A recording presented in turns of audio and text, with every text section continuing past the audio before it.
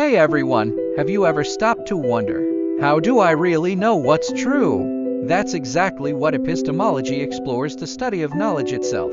If you're new to this fascinating field, don't worry, today I'll break down how to start learning epistemology in simple steps. First, let's clarify the basics. Epistemology asks three big questions. What is knowledge? How do we acquire it? And what are the limits of what we can know? Think of it like learning to bake. You need to understand the ingredients, what knowledge is, the tools, how we get it, and when the oven might burn the cake, its limitations. Start with the classic justified true belief definition. For something to count as knowledge, it needs three things. It must be true, you must believe it, and you must have good reasons for that belief. But wait, philosophers like Edmund Gettier showed this isn't always enough. Imagine you see a clock that stopped at 3:15. And by coincidence, it actually is 3:15. Do you know the time? Probably not, because your belief is based on a broken clock. These thought experiments are your first tool. They make abstract ideas concrete. Next, explore different sources of knowledge. Rationalists like Descartes argue we gain knowledge through reason, while empiricists like Locke say it comes from experience. Here's a real-life test. Did you learn 2 + 2 = 4 from a teacher experience, or because it logically makes sense reason? Both. Epistemology is all about balancing these perspectives. Don't skip the big debates. Skepticism, for example, challenges whether we can know anything for sure. Think about optical illusions. If your eyes can trick you, how do you trust your senses? But don't get stuck in doubt. Philosophers like Hume and Kant offer ways to navigate these questions without throwing up your hands. Now, practical steps to learn. Start with short, engaging readings. Try Epistemology, a very short introduction for starters. Then, ask questions daily. When you read the news, ask, what evidence supports this claim? Is this belief justified? Join online forums or study groups to debate ideas. Explaining concepts to others is the best way to understand them. Remember, epistemology isn't just for philosophers. It helps you think critically, spot misinformation, and make better decisions. So grab a notebook, start questioning what you know, and dive in. Here's your challenge. Pick one belief you hold strongly and ask yourself, why do I believe this? Is it based on evidence, authority, or something else?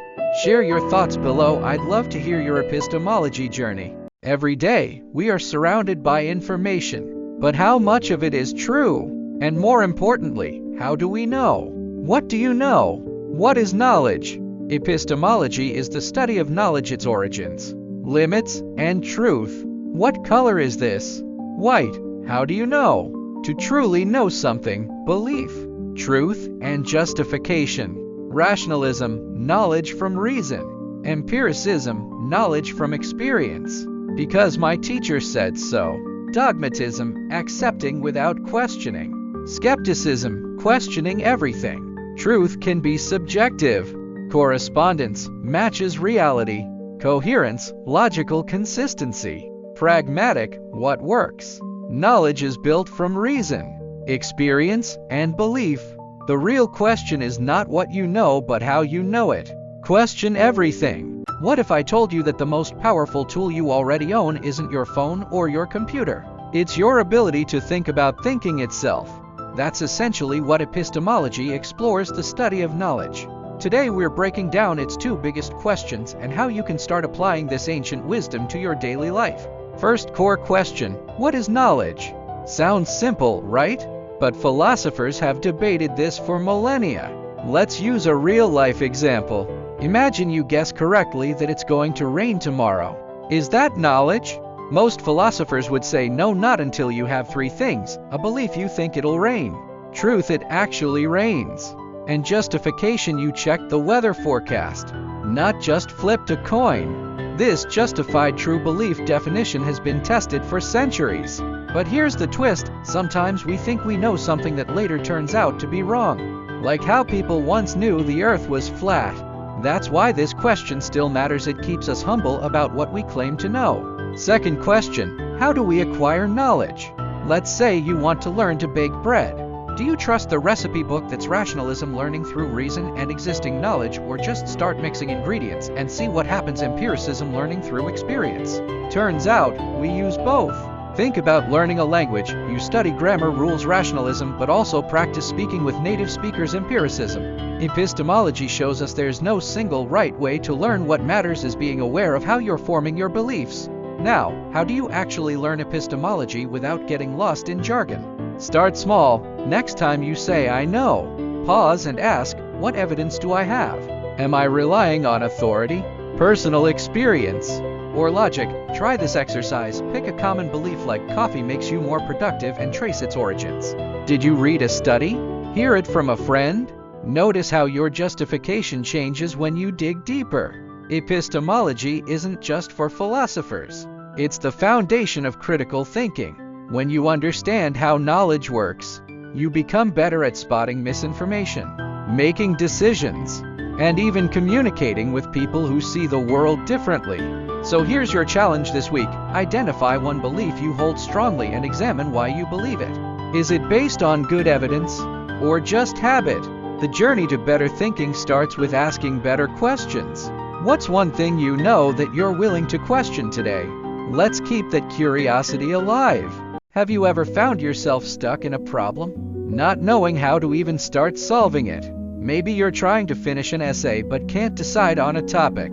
Or you're arguing with a friend and can't see their side. What if I told you there's a secret tool called epistemology that can help? Don't worry, it sounds fancy, but it's just the study of how we know things, and it's super practical for students like us. Let me break it down with everyday examples. First, let's talk about questioning your assumptions. Last week, my friend Mia was stressed because she thought she had to get an A on her math test to be good at the subject. But when she asked herself, "Where did I get this idea?" she realized it came from a single bad grade in middle school, not actual proof of her abilities. Epistemology teaches us to check if our beliefs are based on facts or just habits. So next time you think, "I'm bad at public speaking," ask, "Is this true? Or is it just fear talking?" You might find your assumption is holding you back. Then there's evaluating evidence.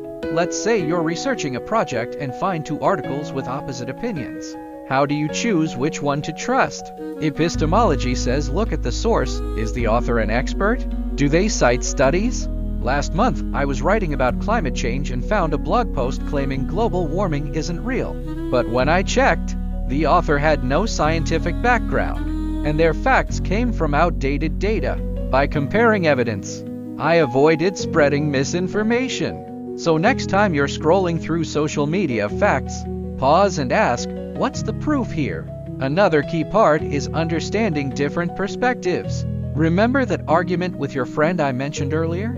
Epistemology reminds us that knowledge isn't just about being right, it's about understanding how others know what they know.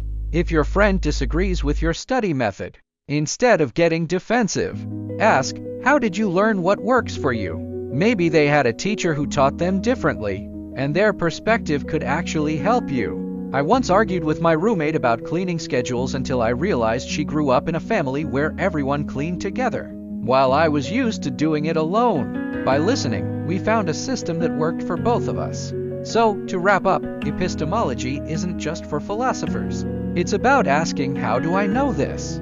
And what am I missing? Whether you're stuck on homework, dealing with friends, or even choosing what to believe online, these questions can guide you. Next time you face a problem, try this, write down your assumption, check the evidence, and ask someone else's opinion. You might be surprised how much clearer things get.